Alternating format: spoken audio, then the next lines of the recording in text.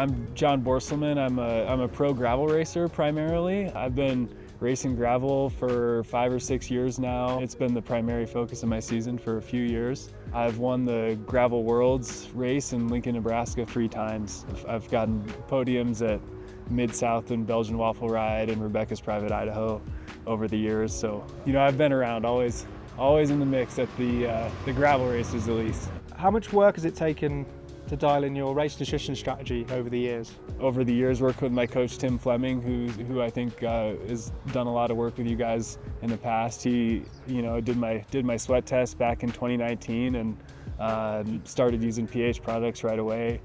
Even immediately, even within a couple months, I noticed I was cramping a lot less. That was kind of my biggest problem at the end of these, like the long, the Midwest gravel races that I'm the best at. Still feeling good at the end of the race, but the muscles just wouldn't cooperate until I really started focusing deeply on the fueling and hydration. So I spend, a fair amount of time before every event making sure that I've got everything planned out.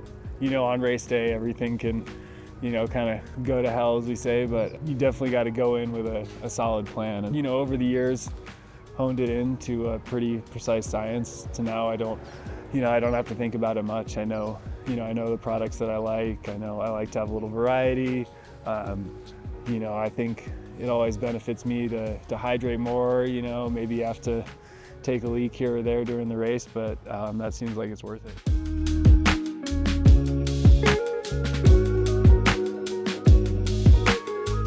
Tell us about a time before all of that where things went drastically wrong, and how did you cope with that? The first Gravel Worlds race I ever did back in 2018 was kind of my first big gravel race, and it's a doozy, 150 miles, 10,000 plus feet of climbing, and it's hot too. That day it was maybe starting in the 70s Fahrenheit and getting up to the 90s by the end, and just sun beaten down. And I wasn't the only one who had trouble that day, but I was the last one to sort of bonk out of that move, but I did bonk real hard with 30 miles to go to the finish. Ended up just getting passed at 1,000,000 miles an hour by the 2 guys who went on to win. So I was able to stick it out for 4th place, but it was painful. That last hour and a half just felt like I was just like slowly turning over. I stopped at the aid stations just pounding straight water because I was so thirsty, but that did not help. It was a struggle to the line that day, so seen the light as far as fueling goes.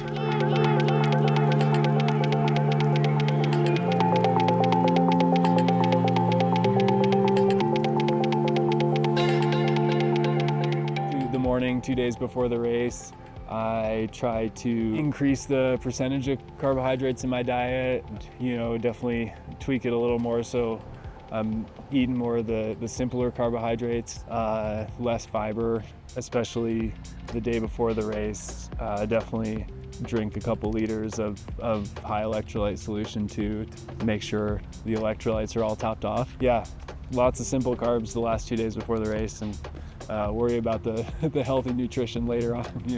The races that I don't fly to, that I've got my van, then I've got a little propane grill and a nice camp stove, so pretty self-sufficient as far as cooking the kind of food that I want. Yeah, I definitely prefer to prepare my own food or have someone make it from scratch. That's the ideal. And what about race day breakfast? What are you eating? How far out from the race are you? Get up about 2.5 hours before the race so I can drink my coffee and kind of get that out of the system before the start line. About 2 hours before the race, I start in with the carbs. Usually it's some combination of rice and eggs and maybe a bagel or two, just like simple clean stuff, because our races all start the crack of dawn, man. Like gun goes off at 6:15 a.m. on Saturday, so I'm already getting up super early. No matter how much of a morning person you are, 3:30 is that's the middle of the night. So yeah, it's nice to have some solid food I can chew into. It sits nice in the stomach. But yeah, I'm a coffee fiend, so I'm usually drinking 2 or 3 cups that morning. That last half hour before the race starts, I like to have a gel. Yeah, 20 or 30 grams of carbs. Usually I wait till about 15 minutes before the start. And I try not to, usually I drink a bunch of electrolyte early in the morning, try to get that out of the way at least an hour before the start. So, that last hour before the start, I'll just take little sips if I'm thirsty, but usually I'm all topped up on hydration by that point.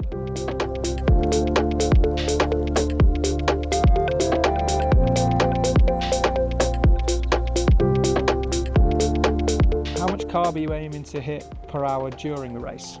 It's always a little tougher for me at altitude to get in as much carbs as I would at the lower elevations. I think last year at this race I hit 90 grams or so here at Leadville. At some of the hotter, lower stuff like Unbound, Belgian Waffle, I've hit well over 100 grams an hour. Like this year at Unbound, I think it was almost 130, which was more than I thought I needed actually. So I think if I could get to 100 an hour, that'd be great. The power output's lower at this elevation anyway, so I don't think it's as critical to really max out your carbohydrate intake as long as you keep it regular and steady. I think at the altitude, we're gonna be lucky with the weather where it's gonna be cool and rainy all day tomorrow, but the altitude is still just a killer, especially for a salty sweater like me. So yeah, that hydration will be just as important as fueling for sure.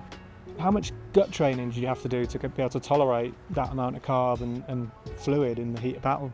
When I first started trying out the high carb fueling strategy, it took some work to get up to 60 to 90, but after so many years of just pounding my gut into submission, I usually just need to do 2 or 3 kind of rides where I try to hit that 100 grams of carbs an hour in the months leading up to the race. And maybe the first one of the year is a little uncomfortable to hit those targets, but by the second or third time we're ready to go, man.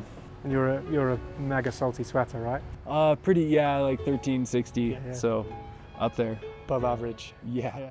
Have you got a target of how much, how many ounces per hour you're trying to hit fluid wise, and a concentration in mind for the strength of the drink? And I'm a huge fan of the pH, the carbon electrolyte mix, which has 60 grams of carbs per liter, 1,000 milligrams of sodium per liter. So I just like the flavor of that. And it's just super easy to mix. I don't mind drinking that all day long, and so I know I'm getting my carb and electrolyte. So 1,000 milligrams per liter in the bottles is usually enough, combined with the food I'm eating, to get pretty close to that 1,300 target.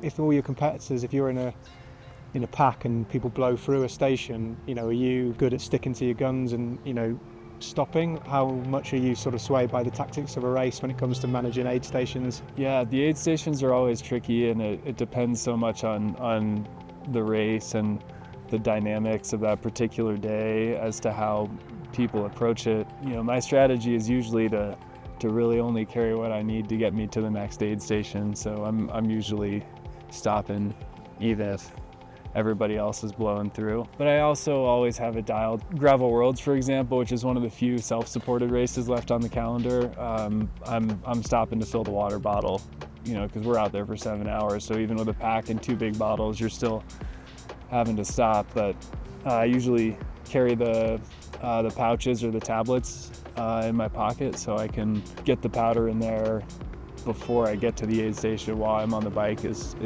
kind of usually the strategy. It can just be super fast. Kind of the long, steady efforts are sort of my strong suit anyway, so I'm not usually worried about closing a gap to those kind of guys. You've got some handling skills if you're decanting some drink mix into your bottle. Yeah, I guess, man. Fingers crossed on the handling skills, I did lose the bottle cap doing that once, so that was a bummer. Had to do the rest of the race with one bottle just sloshing around, getting everything all wet.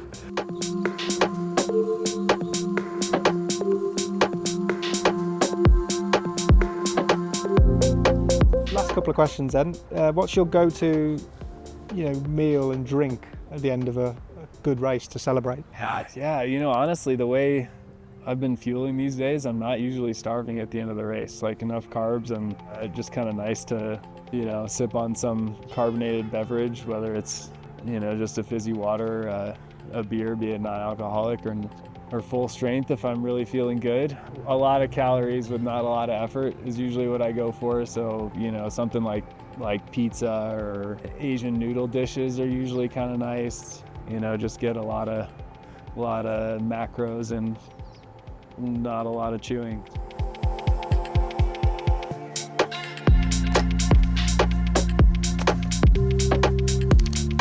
What about, you're a salty sweater, so are you taking a proactive approach to rehydration in the sort of hours and day or so after the race? Yeah, definitely.